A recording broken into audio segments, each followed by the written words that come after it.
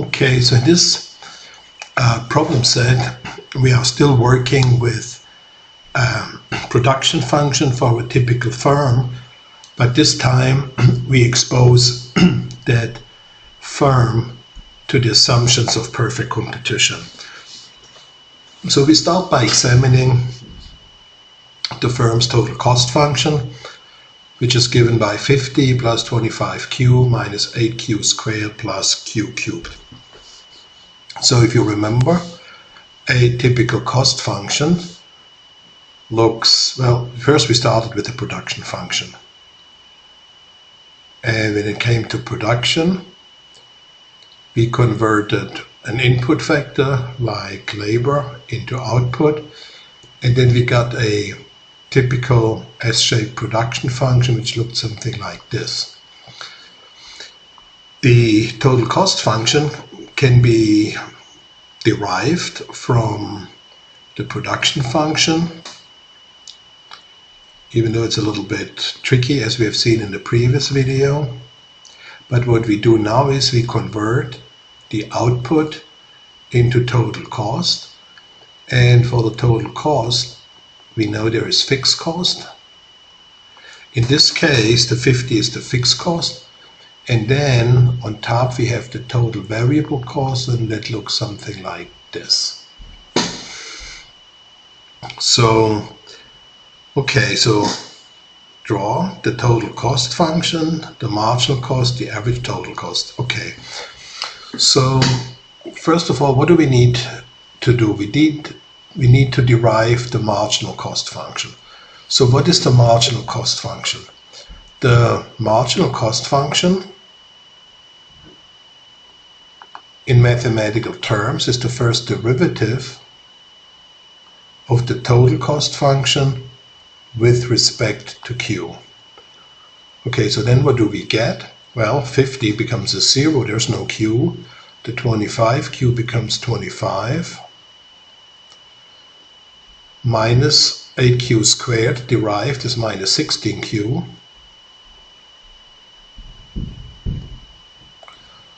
and the term q cubed becomes plus 3q squared.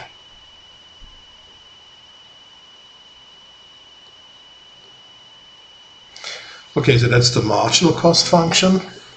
Then the average total cost function. So the average total cost function is total cost divided by q. So we have to divide 50 by q, then plus 25q divided by q, that leaves us with 25, minus 8q squared divided by q, that leaves us with minus 8q, plus q cubed, that leaves us with plus q squared. Okay, that's average total cost, and of course average variable cost is the same term, except for the fact that we don't have to divide by the fixed cost, but the rest would be the same. So that is the total variable cost over q. So we only have to focus on this term. So here, this term is total variable cost, and this term is fixed cost. So we only have to divide the total variable cost part by q, so that leaves us with 25 minus 8q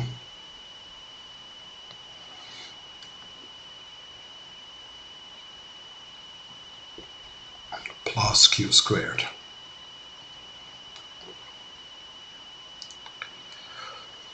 Okay, so now we can already answer a couple of questions. What is the firm's marginal cost function?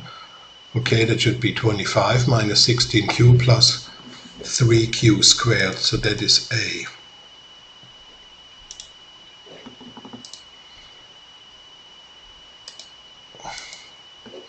What is the firm's average variable cost function? Well, that's 25 minus 8q plus q squared. So that seems to be B.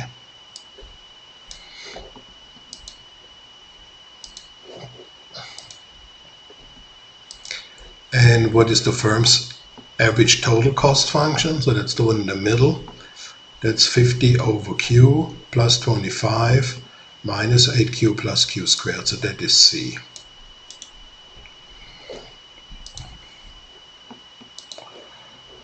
Okay, so now we already have basically derived essential functions.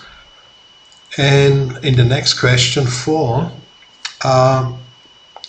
we are asking basically for the profit maximizing quantity that this firm will provide when the price were 165. So let's recall how a firm maximizes profit in perfect competition. So the idea is that under perfect competition there is a market,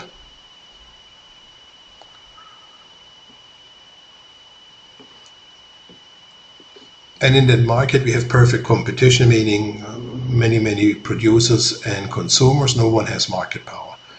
And we have a typical firm. And that firm produces something in that market.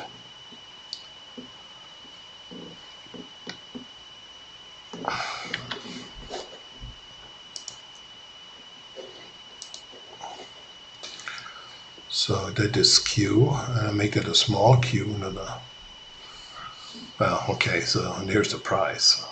Okay.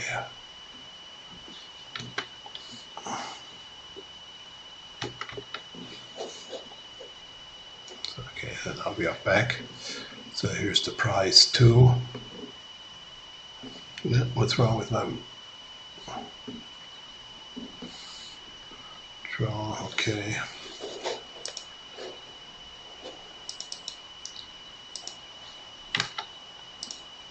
Okay, so now I should be back to normal. Draw. Okay, so here I make a lowercase q. So the idea is that there is a market demand and there's a market supply. Then the price that prevails in the market, that price is the marginal revenue for the typical firm. So that's equal to the marginal revenue, and it's also equal to the average revenue. So now a typical firm, so here we have the market, and here we have a typical firm. And the typical firm has a marginal cost function and an average total cost function. And the profit maximizing condition is where the price, which is the marginal revenue, intersects with the marginal cost function. Okay, so this is what's happening. And then of course in the long run, because the firms, they make all that profit in the short run, so the profit would be this blue rectangle. Well, that will attract a lot of market entry, and the market entry will ultimately shift the supply curve to the right, and then at that new equilibrium price, that will be such that all firms will produce at the minimum of average total cost. Okay, so that was just a review again. So what is important now is this graph in which we have average total cost, average variable cost, and average variable cost. And in fact here I only drew the average total cost. Okay, so but we have already the total cost function, the marginal cost, the average total cost, and the average variable. So now let's draw that in Excel for the domain 0 to 12 with a step value of 0.1. Okay, so let's first create a column for the quantity, and I can maybe zoom in a little bit. So now we create a column that goes from 0 to 12 with a step value of 0.1. So we go to Data, actually Home, Edit, Fill, Series. Okay, the step value is 0.1, and we end at 12. So now when I jump down to the end of that column, you see we have a column, a series from 0 to 12 with a step value of 0.1. Okay, so now let's do total cost. And total cost is 50 plus 25 times Q minus 8 times Q squared plus Q cubed.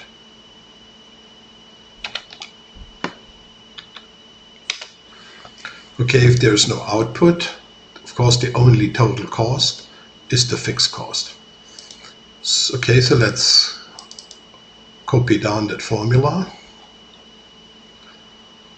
And let's take a look at what that curve looks like. So the total cost curve should look something like this. So let's double check. Let's highlight everything. Go Insert, Recommended Charts. Let's take this one. Okay, so it looks a little bit like we expected, which is good. And let's just clean up the graph a little bit by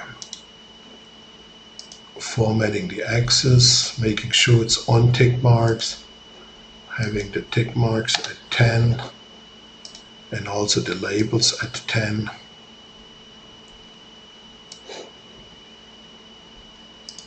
So the interval between the labels is also 10. Okay, so now it looks a little bit nicer, not really, no. So we can also add the vertical grid lines. So grid lines, vertical. Okay. We don't really need a title, but maybe we can label the axes. So in the x-axis we have now the quantity, and on the y-axis total cost. And maybe let's say the font size is 8 because I want to make it a little bit smaller. Okay, so let's pull that up here. And what I also will do is I just freeze the first row, so when I go down, so that I still know what the column heading is. So we go to View, Freeze, Top Row. Okay. So the next columns is marginal cost, average total cost, and average variable cost. Okay, so marginal cost function is 25 minus 16 times Q plus 3 times Q squared. Okay, let's copy this down. It should look like a U. So it goes down, and yeah, then it goes up again. Then average total cost. Of course, now I can enter this formula, 50 over Q plus 25 minus 8Q plus Q squared. But because I already calculated the total cost everywhere, I just can divide by Q. And of course now I get an error because I cannot divide by 0, but I still can execute that formula. And now I just replace the error by a number n a. So the next one is average variable cost. Well, so now I can enter this formula, or I just say average variable cost is total cost minus 50. So I subtract the fixed cost divided by Q. Again, I get an error, but we NA that out. Number NA. Okay, so now let's see what we get. So we should have a similar graph like this, but we also have not only average total cost, but there is also not only ATC, which is here ATC, but we have another curve down here, which is average variable cost. Okay, so let's highlight the x-axis, which is the quantity, and then we want to show marginal cost, average total cost, and average variable cost. Again, insert recommended chart. Yeah, let's take this one. And here it is. Okay, let's also clean it up a little bit. And well, the first thing I don't like is this very high values of the average total cost function, because if I divide, whenever I divide by a small number like 0.1, of course I get a huge value. So that means I'll NA out some of those high values. Maybe, let's see if I do that up to 1. So I just copy down the NA, so it looks a little bit better. And then the marginal cost function, it also goes up really high. Maybe let's also reduce some of that height by putting an NA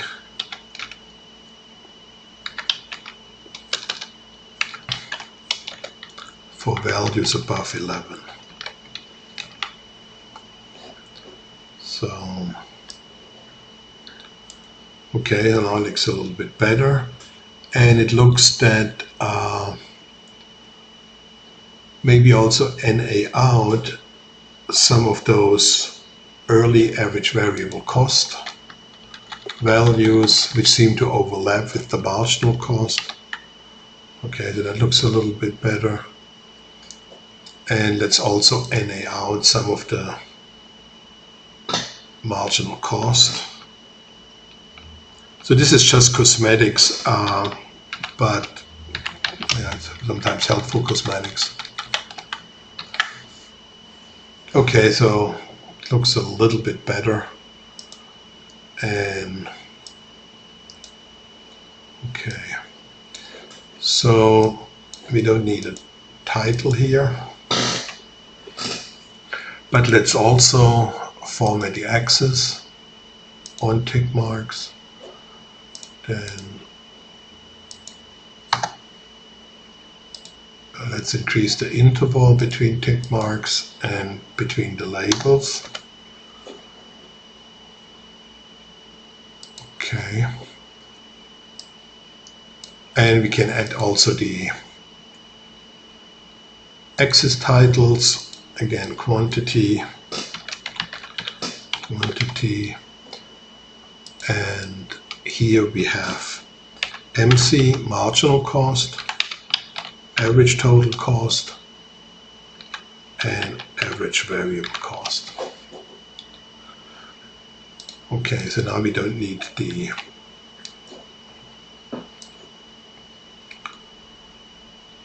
well, now we put that right underneath.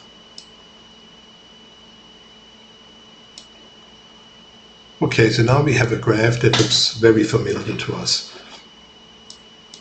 except for the vertical grid lines. I forgot these. Okay, so that looks very familiar.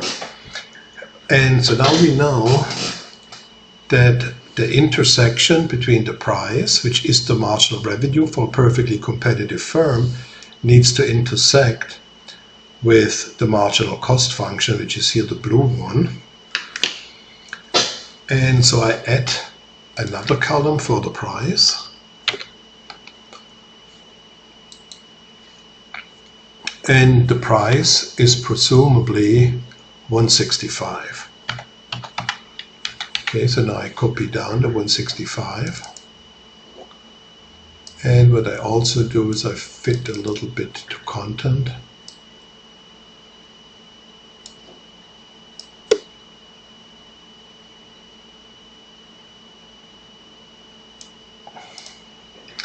So now I want to add that price to this graph. So I highlight that graph. So I basically want to replicate this right graph. So I add, select data, and then I add the series name is just price. And then I enter the series values.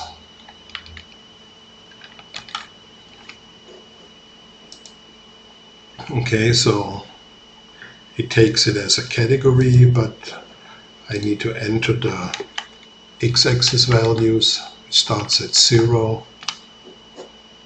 Okay. So now we should have added a horizontal line that captures the price. And now we can see that it looks like that at a price of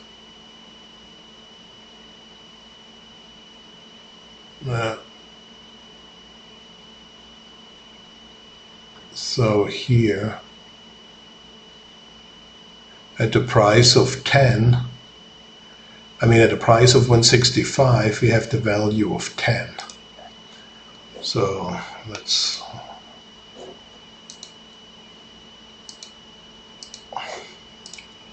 okay, so it looks like that the price of 165 intersects with the marginal cost function at the quantity of 10.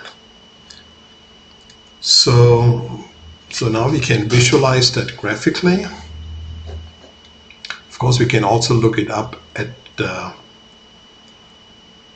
table, and we go to the quantity of 10, and then we see the price is 165 and the marginal cost is 165.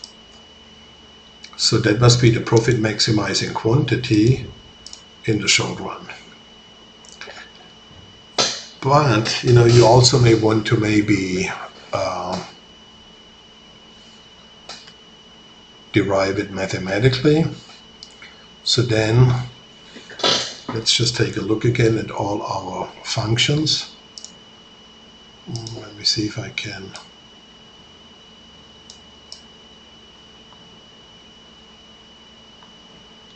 Okay, so let's copy this and paste them maybe somewhere here.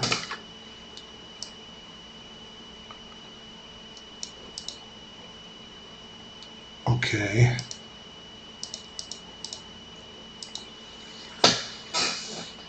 So those were the functions that we need. Okay, so in order to derive that point where 165 intersects with the marginal cost function, what we need to do is we need to solve marginal cost equals 165. So we have to solve 25 minus 16q plus 3q squared equals 165. Okay, that is what we call a quadratic function. So a quadratic function can be solved with the quadratic formula. So So a quadratic function is like a squared, I mean, it's not a squared, it is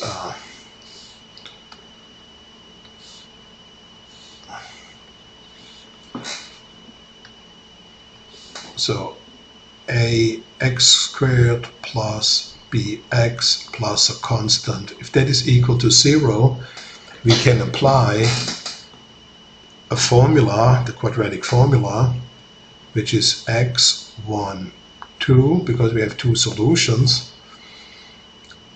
equals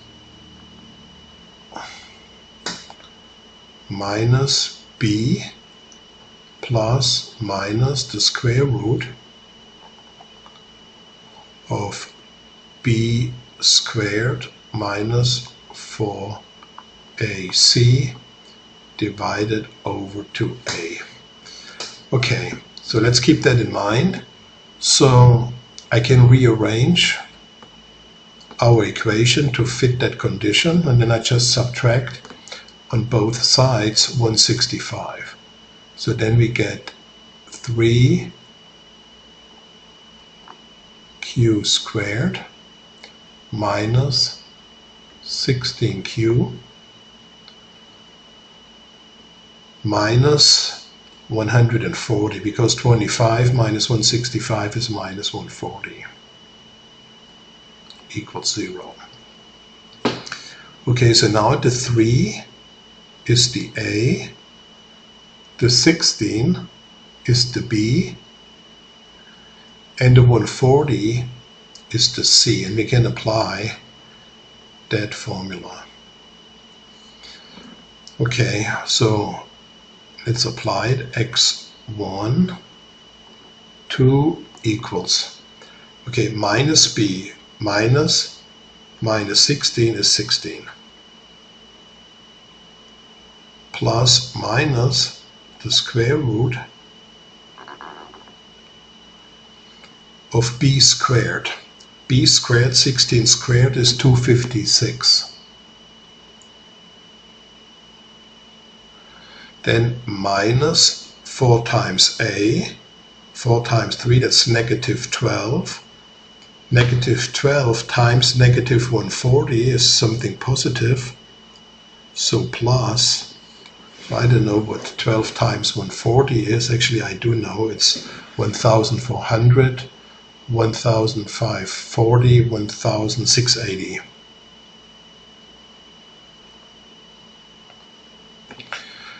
Okay, so now we have to divide by 2a. A is 3, 2a is 6. Okay, so now a crucial term is 256 plus 1680, the square root. So what is that? So let's ask Excel, equals square root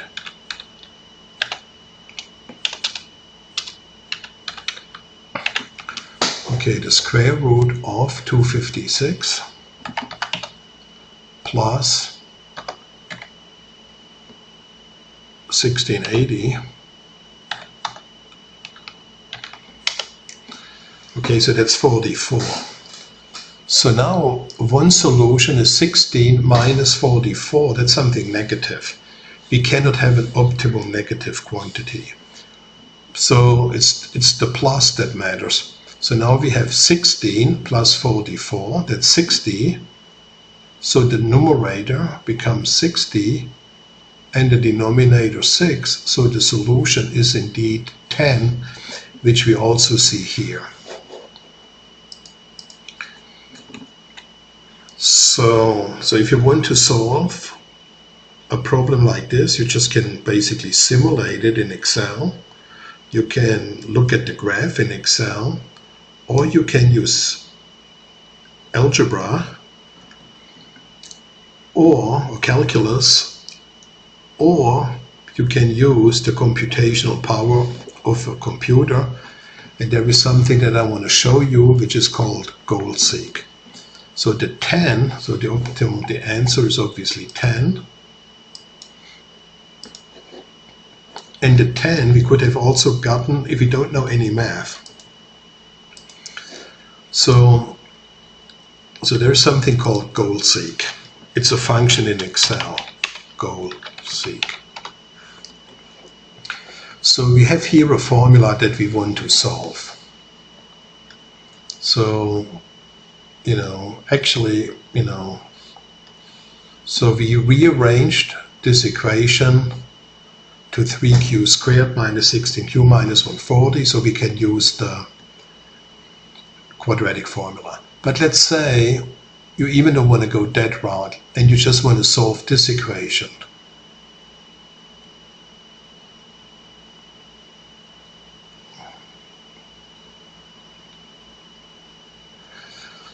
So now we start by selecting a random value for q, let's say 1000. And then I say, okay, what is the solution? Well, the solution is equal to 25 minus 16 times that quantity plus 3 times that quantity squared. So in other words, if I plug into the left side of this equation 1000, then I get this result of 2 million something. Well, now I could start saying, well, what value do I get if I plug in 100? Okay, well, what about if I plug in 20? Okay, what about if I plug in 15? Look here. If I plug in 15, what about 14? What about 13? What about 12? What about 11? Oh, what about 10? Oh, so here now, if at 10, we get the solution 165 that we want. Well, what goal seek does is that instead of you playing around with all those possible q's until you find the optimum solution, you start with an arbitrary value. Typically you want to have a high value, and then you tell Excel, go to, I think it's data, what if analysis, goal seek. Okay, and now you tell Excel, what I would like to do is I would like to set this cell, which currently says 28,425, I want to set that equal to 165. And then instead of me playing around with all those values, I want you, Excel, to play around with all those values. And now, you just use your computational power and come up with a solution. And you see, this way we get the solution with goal seek. So that's a pretty powerful tool. So even if you don't know much calculus or algebra or derivatives, you can always graph things, look it up, or you can let goal seek do the calculation. Okay, so now assume that the short run price is 165. How much profit will the firm make? So now we can just take a look at the profit function. Let's first take a look again at the total cost function. Let's copy that one too. And let's just put here again the total cost function.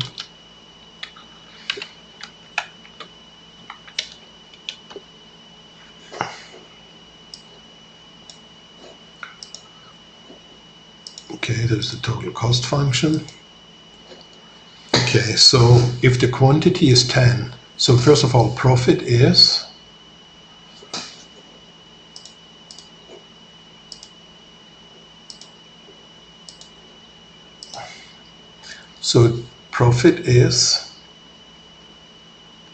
total revenue minus total cost.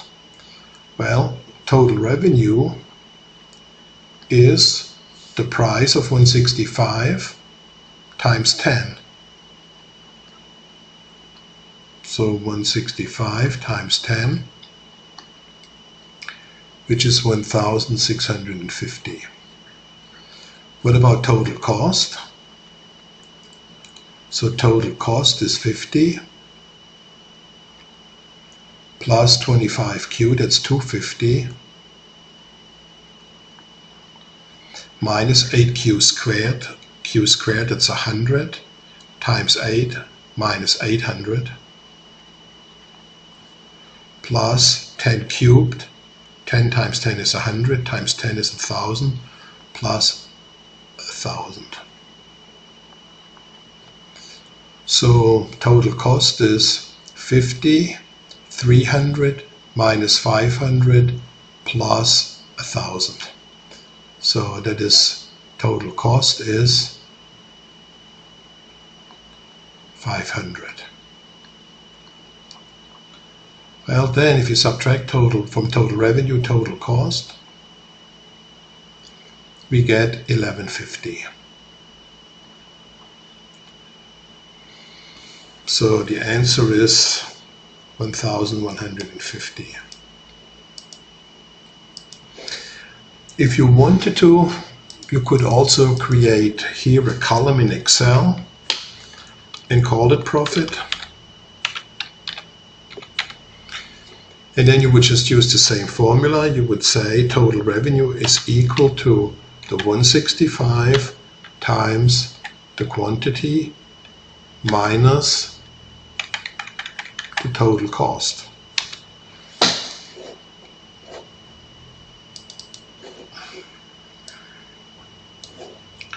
So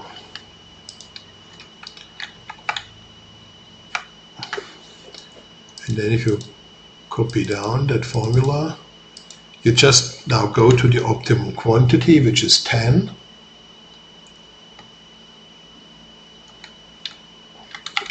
And now you see profit is 1150. Okay.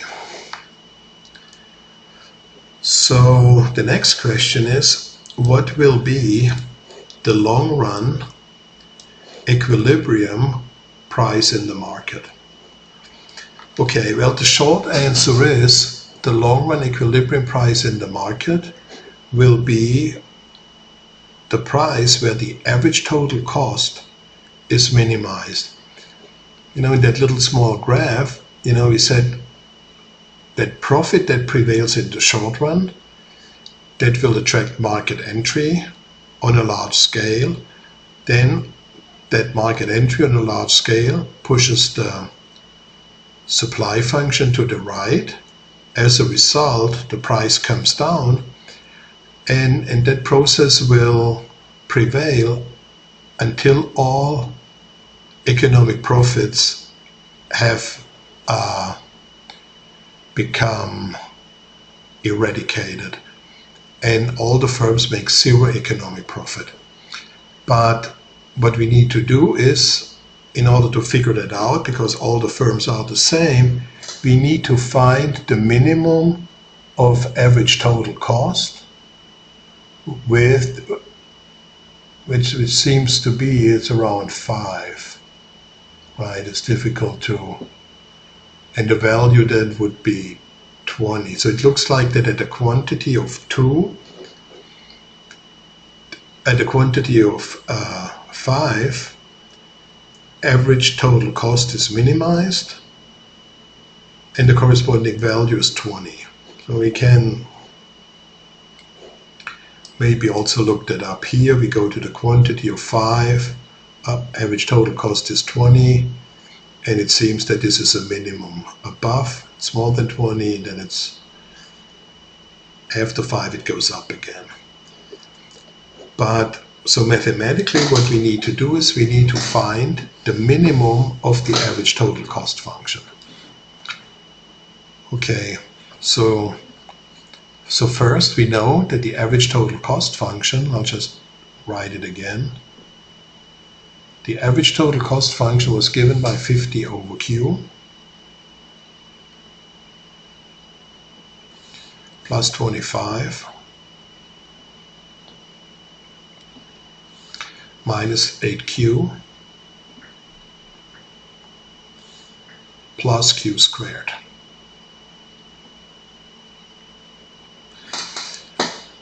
Okay, so that gives us this orange U-shaped curve. So I need to find the minimum. So that means I need to take the first derivative of this function with respect to q. So I'll take the derivative dATC with respect to q, and that needs to be set equal to 0. So because the slope in the minimum is 0. Okay, so 50 over q, that becomes negative 50 over q squared. The 25, that just drops out because there's no q. The term minus 8q becomes negative 8. And the term q squared becomes plus 2q. And that has to be equal to 0. Okay, so this is not a very nice function, but what we could do is, we could multiply both sides by q squared. Then at least we get rid of the q's in the denominator. So if we multiply both sides by q squared, we get negative 50 minus 8q squared plus 2q cubed has to be equal to 0. Okay, so here obviously even the quadratic formula doesn't help us because we're actually dealing now with a cubic formula. But we already know the solution should be around 5, and we have goal-seek. So now let's just try to solve this equation using goal-seek. So this one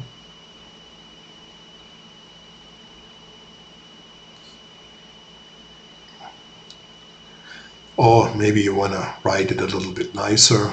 Typically maybe you would write it 2q cubed minus 8q squared. We just rearrange a little bit. Minus 50. Well, that has to be equal to 0. Okay, so let's see if goal-seek can solve that.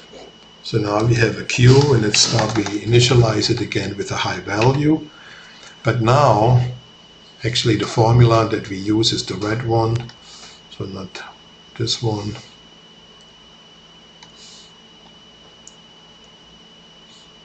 Okay, so we focus on the red one. Okay, so now I need to find 2 times q cubed minus 8 times q squared minus 50. Okay, and now I could play around again with all those values and say, okay, what if I try 99? Okay, let's try 50. Let's try 10.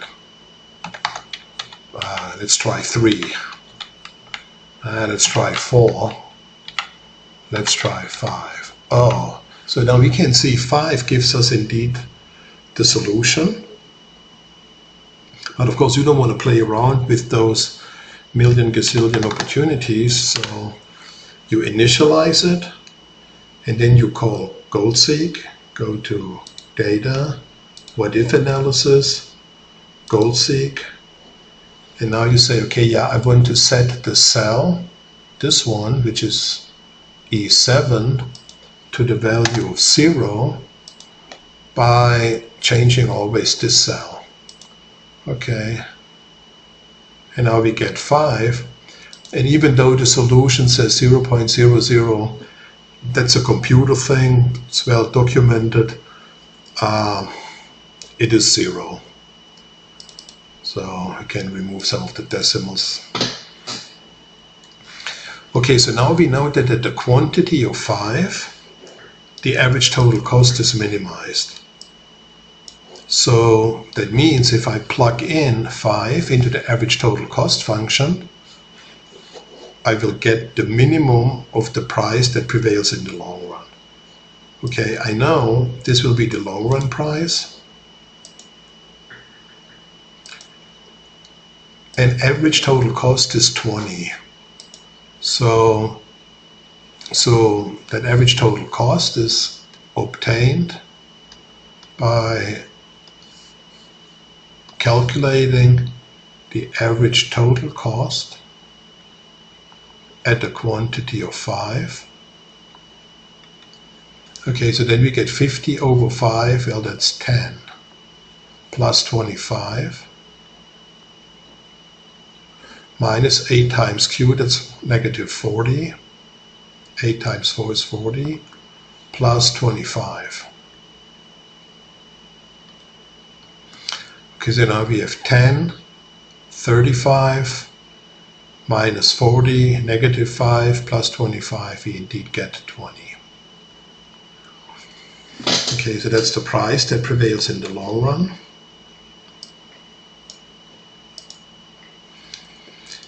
Okay, so now how many units will the typical firm supply in the long run? So we already have seen that competitive pressure that bubbles up after those firms make so much profit in the short run pushes down price, and the typical firm starts producing less. So at the price of 20, let's actually add that here to that graph too. So here we had the price, and that was the price in the S.R short run.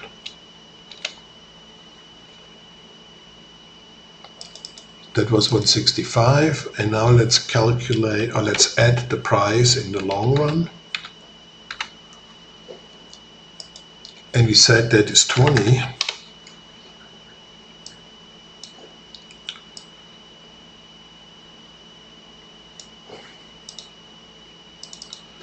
And let's add it to that graph. So we select the data, we say add data, price long run,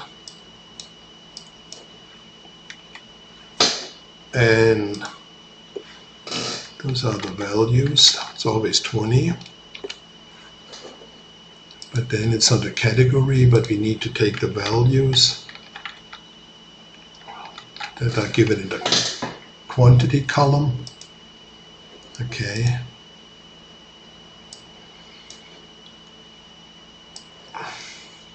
So now we see that this new horizontal line at 20, that is the long run price, and all the firms produce at the minimum of average total cost. So it looks like that this is close to, it's difficult to say, could have actually,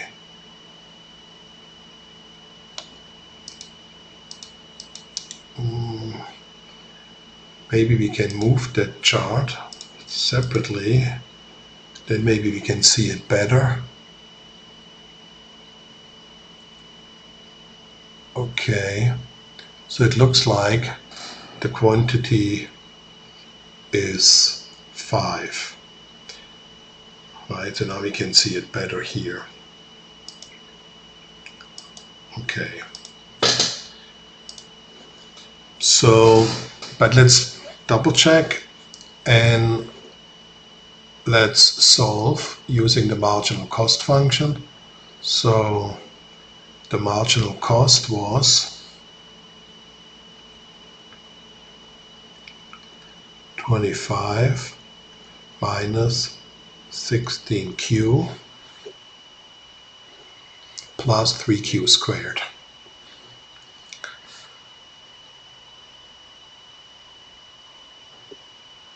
And And that has to be equal now to the long run price of 20. Okay, so this one, that would qualify again for a quadratic formula. So now we could say we need to solve 3q squared minus 16q. And now we have a plus 5 equals 0. Okay, so now the 3 is A, the 16 is B, and the 5 is now C. But the formula, the quadratic formula is again x12 minus B plus minus B squared minus 4AC over 2A. Okay, so now negative B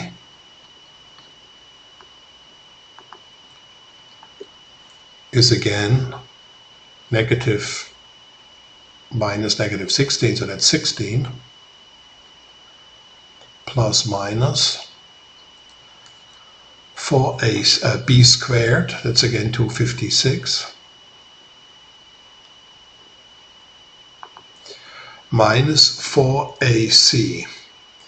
So 4 times a, that's 12, times c is 5, 12 times 5 is 60, but now it is negative. Okay. Divided by 2a.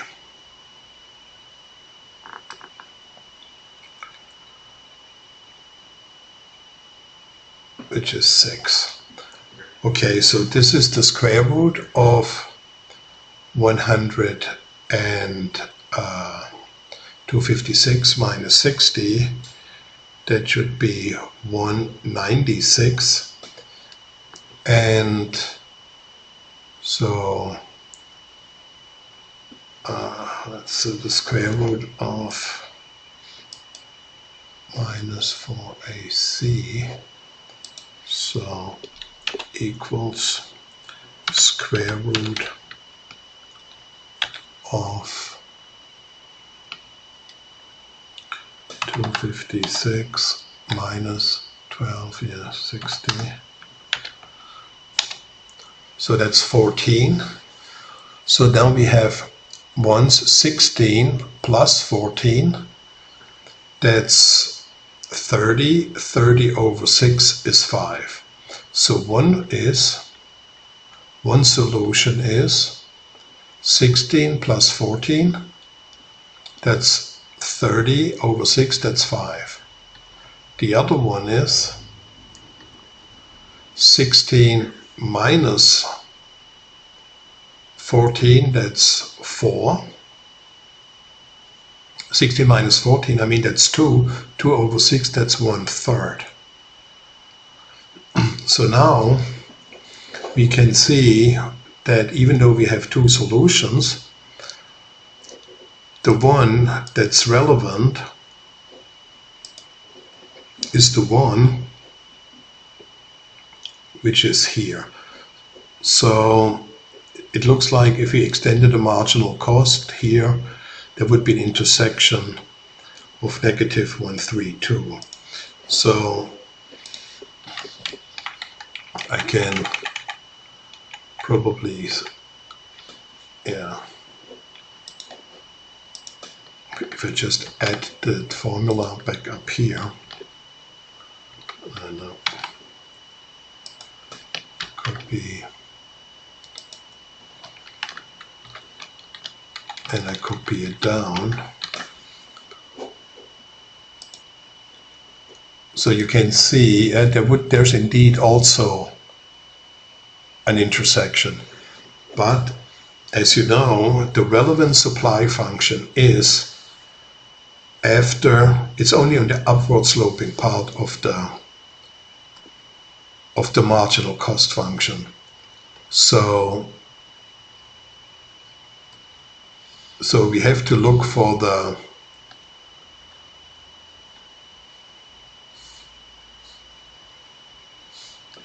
we have to find the, I can't do it here, but we have to look at the minimum of average variable cost, and only from here does it make sense for the firm to supply. So the supply function is the marginal cost function after the minimum of average variable cost. And X2 equals 1/3, well, that's the wrong, because it's on the downward sloping part of the supply function. So the correct solution has to be X1 equals 5. So in the long run, each firm only supplies 5. And what is the so-called shutdown price? The price at which the firm only covers operational expenses. Okay, so now we need to find the minimum of average variable cost. Okay, so now we have to find the minimum of average variable cost. Average variable cost, where again 25 minus 8q plus q squared. So 25 minus 8q plus q squared. So that is the average variable cost, 25 minus 8q plus q squared, that's correct. Okay, so now we need to find the minimum. That looks a little bit easier. So we have to take the first derivative with respect to q. Okay, the 25 disappears. We are left with minus 8 plus 2q, and that is equal to 0. Okay, so that means 2q is equal to 8 and q is 4. So each firm in the long run produces 4, which we can see also nicely on the graph. But the question is not how much do they produce, the question is what will be the price in the long run. So we need to calculate average variable cost for the quantity of 4. And then we get 25 minus 40 plus q squared, which is 16. Okay, so now we get a price of 15. 25 minus 40, that's negative 15 plus, is there something wrong? 25 minus, it's not 25, that's 32.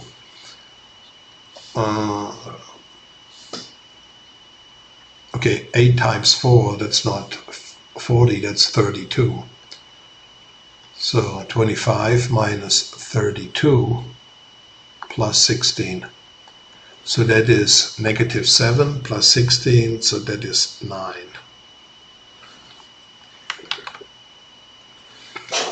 And we should be able to see that here. So if we hover with our mouse, you can see at point 4, the value is 9.